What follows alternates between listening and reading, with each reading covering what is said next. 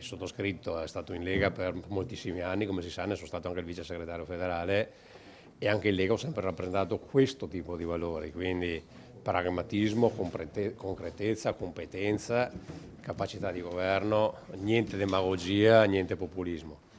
E quindi oggi la casa naturale per questo tipo di valori, perché la Lega è cambiata, la casa naturale per questo tipo di valori è decisamente Forza Italia. Per Flavio Tosi un'evoluzione naturale quindi, ma che apre una breccia non solo nella politica scaligera. L'ufficialità nel corso di una conferenza stampa con tutti i crismi del caso a Roma, a fianco di Antonio Tajani, vicepresidente del partito. Forza Italia è in forte ripresa. Benvenuto a Tosi, commenta con una nota lo stesso Silvio Berlusconi. Quanto a Matteo Salvini, A me ha messaggiato ieri Matteo Salvini per complimentarsi del risultato e io gli ho risposto che sono felice del suo messaggio, ma ne sono felice davvero. È chiaro che io non appartengo più alla Lega, sono stato espulso da Matteo 7 anni fa e quindi non c'è nessun problema credo da parte di nessuno della Lega. Restano buonissimi rapporti con tantissimi di loro, guai. chiaro però che l'effetto sia quello di una bomba, almeno a Verona, dove i giochi per il ballottaggio sono aperti, con il sindaco uscente Sborina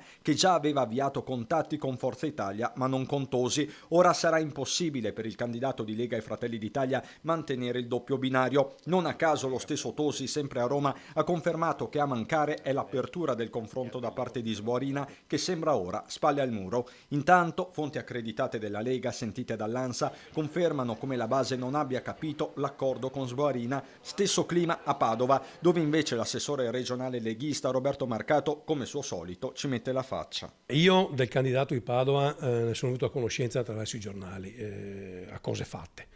Mi dispiace per Peghin perché lui in realtà paga uno scotto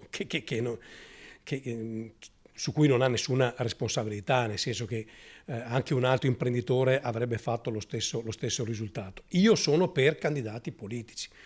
Basta con questa roba dei civici dove nascondiamo i simboli, dove abbiamo sta convinzione che il civico, proprio perché civico, allarghi la base elettorale. No,